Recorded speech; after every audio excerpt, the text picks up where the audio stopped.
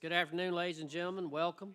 Dawes County Board of Commissioners work session. Today is Thursday, August the 6th, 2026. Appreciate all that are with us in attendance as well as those that are with us online. We'll get right into the new business. First up, we have presentation of request to declare Dawson County a foster-friendly community. Family Connection Coordinator Layla McBrayer. Layla.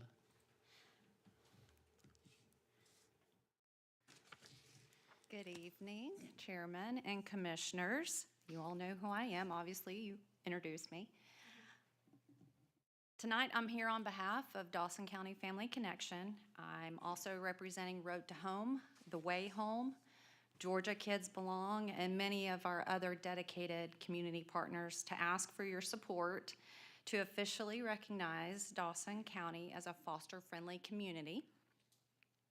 Every child deserves the opportunity to grow up feeling safe, connected, and supported. So for children entering foster care, that sense of stability is often disrupted overnight.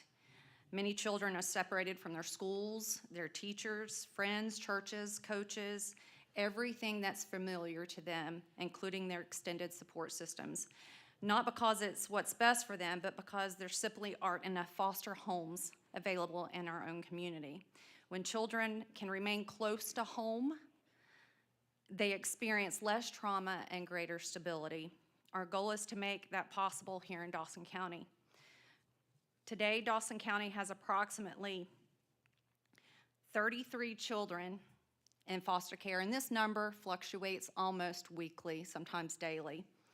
And there's only 6 licensed foster homes available to serve them in Dawson County. And while those numbers may seem small, it represents each child whose life has been turned upside down. Every additional local foster home increases the likelihood that a child can remain connected to the people and places that bring them comfort. The exciting news is that Dawson County isn't starting from scratch. We've already had remarkable organizations leading this work. The Way Home, one of our strongest partners, is here in our own community, and our community leader, Miss Dr. Kelsey Harrison, she happens to be our board chair for Family Connection. She is also our lead trust-based relational interventional trainer here in Dawson County. She offers clinical mental health services, monthly caregiver support groups. She's trauma-informed.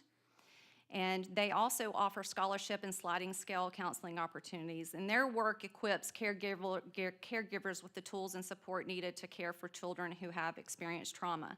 And because becoming a foster parent is only the beginning, but remaining a foster parent requires community that walks alongside you. Georgia Kids Belong, they're another key partner, and they're a statewide nonprofit dedicated to improving outcomes for children in foster care. And their mission is simple, it's to recruit more foster families and support the foster families who are already serving and to mobilize entire communities to care for children in foster care. And one of their most successful initiatives is a foster-friendly app. The foster-friendly movement began in Tennessee in 2020 and then expanded into the state of Georgia in 2022. And today, Foster Friendly is active in 11 states nationwide, proving that communities across the country are embracing the idea that caring for children in foster care is everyone's responsibility. The Foster Friendly app is one of the most innovative tools supporting this work. Rather than asking foster families to search for help, the app brings community support directly to them. So that means more than 3,000 foster families in Georgia are reached currently, and it also means that they have access to more than 1,200 listings currently in the state of Georgia. So this includes foster-friendly businesses, churches, and faith communities, and we actually have one of our lovely churches of Dawson County represented here today, which is Set Free Church. We have other community events that they have access to, nonprofit organizations such as ourselves, and local resources that can be searched by location. So if you have a foster family that's traveling to Dawson County on vacation for the weekend, they can search up our zip code and see what's available to them for that weekend. To rally the community around foster families, they need to feel supported, encouraged, and equipped to continue caring for the children. Why? Why does this matter? One statistic that illustrates why community support is so important is because an estimated 50% of foster homes close after just year one. And approximately 50% of those remaining close with each subsequent year. This high rate of turnover certainly has financial and operational impacts, but most importantly, it affects the children. Every foster home that closes means fewer placement options. More children must move. More children lose familiar relationships, and research shows that placement stability, available local foster homes, strong community resources, and tangible support from businesses, churches, volunteers, and neighbors are all protective factors for children in care. When they feel supported, they're more likely to remain open. When they remain open, children experience greater stability, and that's why becoming foster-friendly is so important. This effort is already growing in Dawson County. In fact, growing daily. Today, we just had the participation from Dawson County Park and Rec Department. They will be offering free registration for sports for our foster families. So that takes us to a number of 14 businesses that locally support the foster-friendly movement. We have currently 2 faith communities, one I mentioned earlier, Set Free. We also have North Georgia Church, which is the home to The Way Home. And we are in the process of engaging Crossbridge Church. They just launched a ministry through FaithBridge on Sunday. So we're excited to hear from them and their results. And you can see a visual there of all these beautiful businesses and faith communities that have signed on to help us out. And so tonight, we're not asking for funding, we're asking for leadership. We respectfully ask you, the Board of Commissioners, to officially recognize Dawson County as foster-friendly community. Your support demonstrates that Dawson County values children in foster care and families who open their homes to them. It encourages businesses to participate. It inspires churches to become more trauma-informed. It invites volunteers to serve, and it tells every foster family in our community, you're not doing this alone. So we're not asking you to do any more than your leadership, but we want you to adopt this resolution. We're asking you to affirm that Dawson County is a place where children matter, families are supported, and no one carries the weight of foster care alone. When your families are surrounded by their community, they're more likely to remain open. And because foster-friendly isn't about changing a title, it's about changing outcomes. Thank you for your leadership, your partnership, and consideration of this request. Questions for Layla? Do we have that resolution? I have not received one, Layla. Do you have a draft resolution? I did email that with the agenda request. Okay, all right. Thank you, ma'am, for all you do. Next up, we have informational presentation of quarterly transportation special purpose local option sales tax report. LJA Don Cleary. Don, you're up. All righty, all right, Mr. D. Chairman. Don. Mr. Chairman, members of the commission, I appreciate the opportunity to be here tonight, and I appreciate the opportunity to listen to presentations such as that. It's tough to hear sometimes, but it's kind of reality. At any rate, I'll move on to roads, something I know a little more about.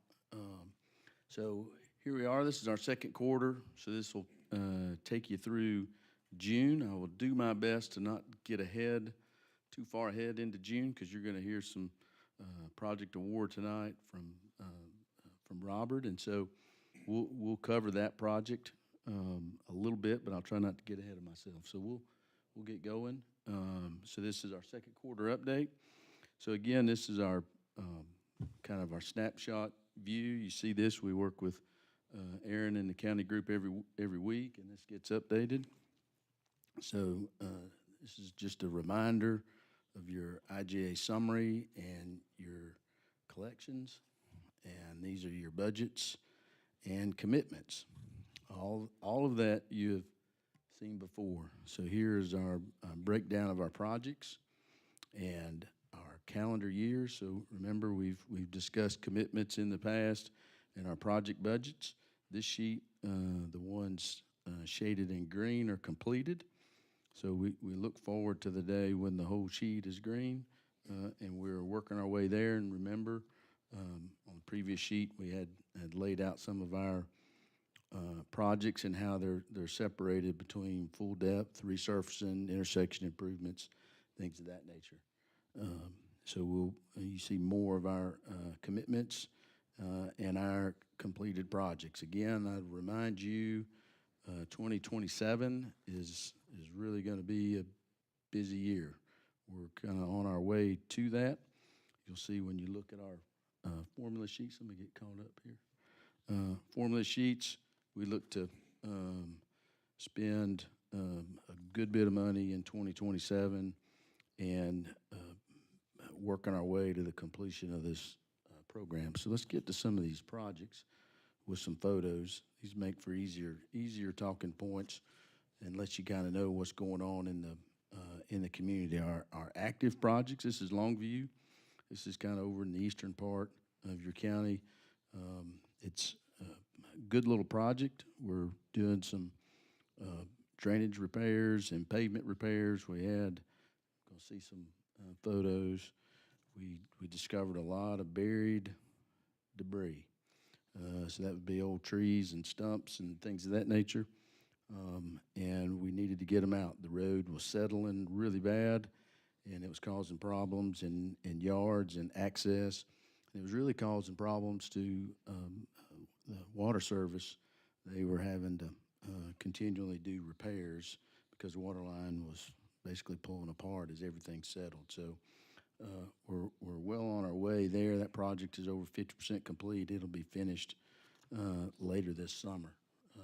Really good project. Next one, you're going to hear a little bit about this one tonight from Robert. I don't want to steal any of his program. I know he's looking forward to discussing this, but the Lumpkin Campground at 53 project, we are moving forward.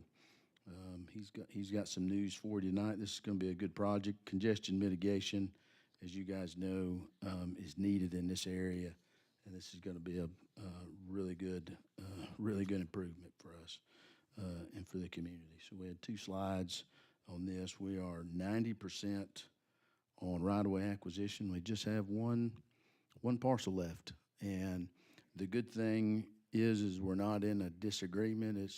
We're waiting on some costs to come back. We're going to impact a sign, so we're working out the cost to replace the sign for a business. But all in all, really was a good phase of the project right away. Next one is a popular project. We are moving into right-of-way phase. This is our Lumpkin Campground at Grizzle.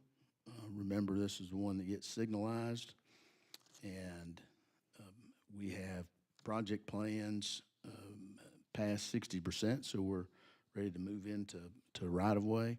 So we're thinking we've done a really good job working with Robert and our designers to get our footprint where we need it, get our limits where we believe our property owners are going to move along with right-of-way and easement acquisition in a real cohesive way, if that makes sense. So we look forward to go to construction late winter, early spring. So ask for you just to keep an eye out on that. There's some utility adjustments that are going to have to take place. So there's some gas line that's in the way, and then there's some water and sewer that's in the way. So just be on the lookout for that. But we're looking for a late winter, early spring go to construction. So at that time, we would have Lumpkin Campground and at 53 and Lumpkin Campground at Grizzle, both of them active projects in construction. And I'm just kind of just going on. So if at any time you need me to stop and ask a question about a project, you just let me know. So the next project that's in design, this is a real popular project, the State Route 9 North at Perimeter Road. We've kicked off design. We've made it through concept. Georgia DOT is in agreement with our roundabout and what we have put together. So we'll move forward. Surveying will start in about a week. So looking forward to that project. So we have Cowart Road. is next. That's been awarded. So that one's going to construction. That is a full-depth reclamation project. Very much needed in that area. The next project is Couch Road. Now, this project is in design. We've made it through concept. We've made it past concept to preliminary design, and we've been working with Robert and his staff on the selected improvements and what we can do to stay within budget and keep this project affordable and get some improvements to that corridor. So the next one is Lumpkin Campground at Dawson Forest. We received our final traffic reports, and we had a good meeting today with Robert and his staff about the next steps. You know, we're in a real challenge up there with congestion mitigation and how we go about solving it, not only for now, but the design year, which is 20 years out. That's probably our biggest challenge. We want to try and get the improvement today, but the improvement that really will work in the 20-year horizon is probably a little expensive. So we're going to try and work through and get some resolution to the congestion and meet our budgets in the current T-Splost. So you'll be hearing more about that in the coming months. I'll leave Robert to scheduling that. I know that's one you're going to want to know what's going on. Our next projects that are listed, these are our active projects. Just want to remind you of that. Our Whitmire Drive at Lumpkin Campground, really needed intersection improvement. Looking at a roundabout there, we have approved concepts, and we've been working with Robert in the planning department with the developments that are coming along Whitmire right at that intersection or close to the intersection in close proximity. And then our center turn lane project that takes it up Whitmire all the way back to 400. We're confident it's gonna fit, and right-of-way acquisition will not be at a point where we don't think the project will find a stopping block, if that makes sense. And then we're working on Red Rider. So Red Rider is a one-lane road today. We're looking to convert it to a two-lane. We'll have a concept to you later this year. So we're looking forward to presenting that to you. Next one on the list is Hubbard Road. So this is out in the western part. It goes to the Pickens County line. This is an unpaved road. So this is one of those projects where we're going to improve a gravel unpaved road to paved.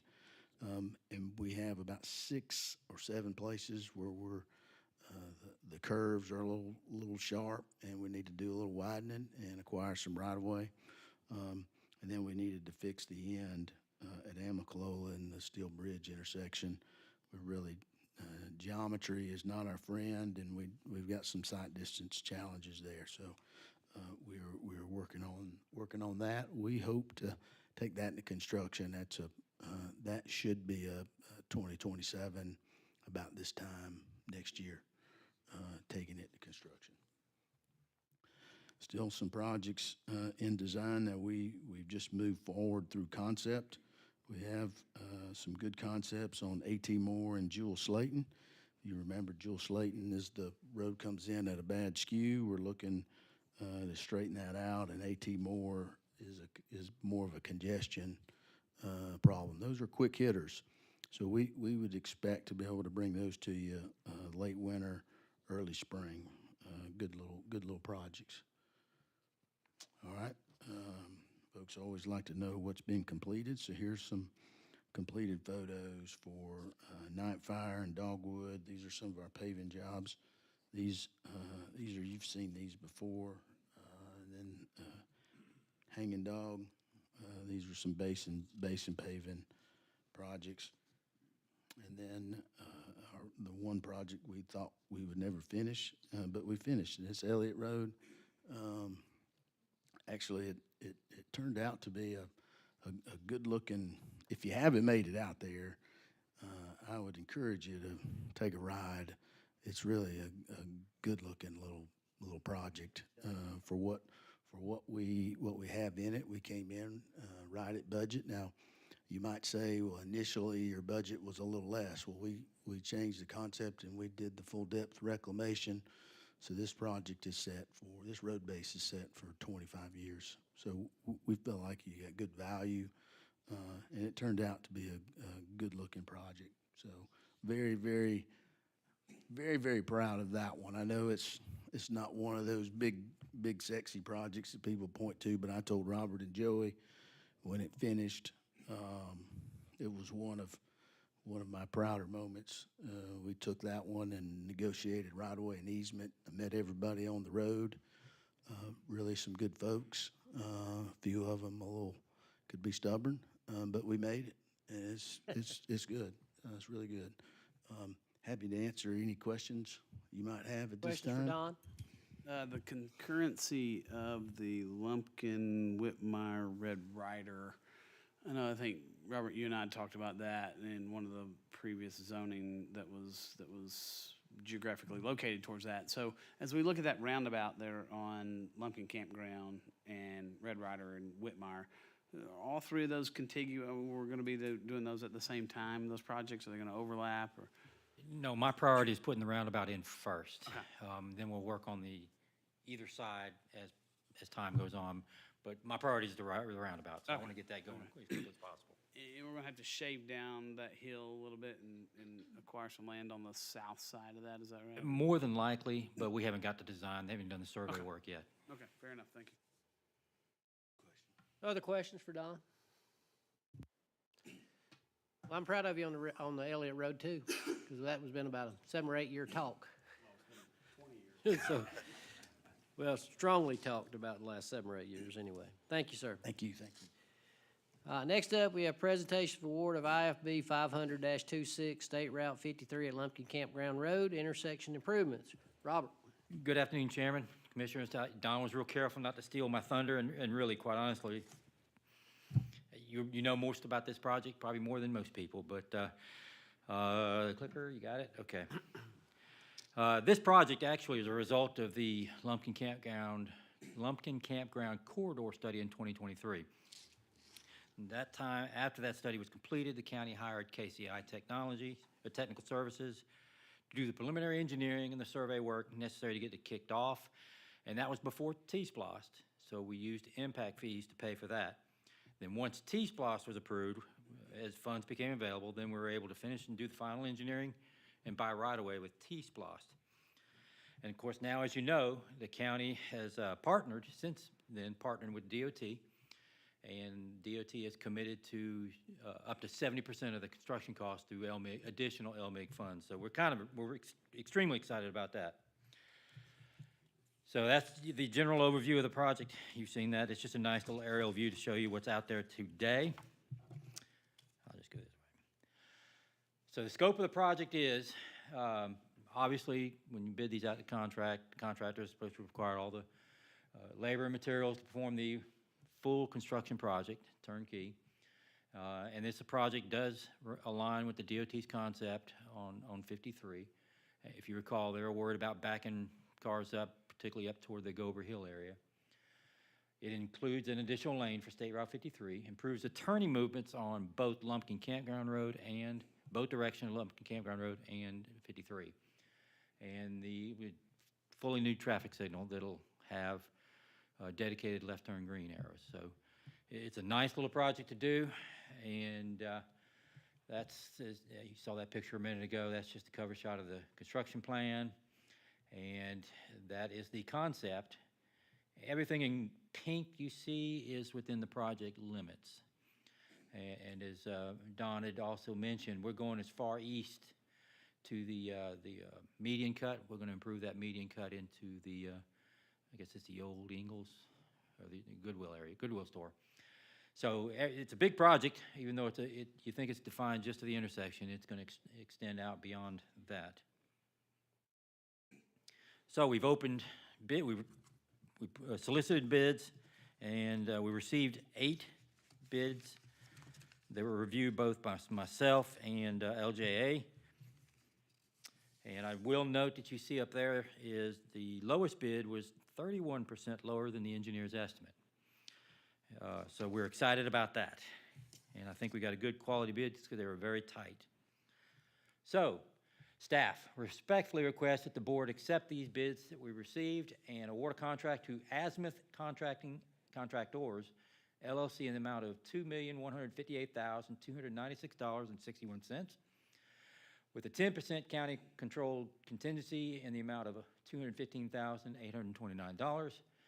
And this project is funded, 70% funded by the DOT through the LMIG, and then remaining funds from T-Splosh. And we did have some private funding from a local developer and some impact fees to kick this project off. So it's been a well-journeyed project, but very proud to get to this point. Questions for Any Robert? questions? I have a couple of questions. Yes. I think I may be reading this wrong. So on your presentation, it showed the bids and it said like Baldwin Yeah. paving. No, you didn't read that wrong. I'm not sure I can explain that Okay, anomaly. yeah. I think they turned in the wrong bid form, and it just missed the mark. Okay. Yes, Because it was just crazy high. Okay. yeah. Okay. Thank you for noticing that. Yeah, well, I noticed like in this presentation, it shows $2,423,573. But then on the agenda, it shows Baldwin at $11,285,615. So my biggest question, if it's truly the 11 million, then my question's null and void. If it's what it says on this presentation, my only question was, I know that we typically go with a lower bid, but I know that we've used like Baldwin Paving and Bartow Paving before. And Baldwin, in this presentation, is 300,000 higher, but I know that we've been in good standing with them before and they've done good projects for us before, so I was just gonna question that. But over here, it shows 11 million. I didn't know which one was accurate. The 11 million is Is as accurate accurate? as we Okay, can get. well then, don't Yeah. even worry about my question. Thank you. You're welcome. That's wild. It is. Other questions for Robert? Thank you, sir. Thank you very much. Next up, County Manager Report, Joy. Good evening, Chairman and Board. Just one announcement tonight. I'm pleased to report that Med 3, our 5th Med Unit ambulance, was placed in service on August the 1st of this month. Med 3 will respond out of Station 2 for now until completion of the new Station 3, which is expected in October. I also can report that Station 3, we're a little bit ahead of schedule. We think we may actually be finished up towards the end of September instead of the middle of October. So that's good news as well. But Emergency Services and myself would like to thank the Board of Commissioners. This represents a big milestone and upgrade in medical services to our citizens. The point being that we've able to add an ambulance to our fleet, a full-time ambulance to our fleet. And this will certainly be a great benefit to our community response times and service going forward. Just want to report that ambulance is in service. Thank you. Questions for the County Manager? County Attorney Report. Mr. Chairman, good evening. I have nothing to report for the meeting. I do have an item to consider with respect to litigation in executive session, if it please the board. Okay. You said just litigation, potential litigation? Okay. Time is it? All right. We have time probably to go now if the board's desire to do so. So I'll entertain a motion to go into executive session to discuss potential litigation. I make a motion to go into executive session for potential litigation. Motion by Commissioner Bruce, seconded by Commissioner Stowers. Discussion. Hearing none, please vote.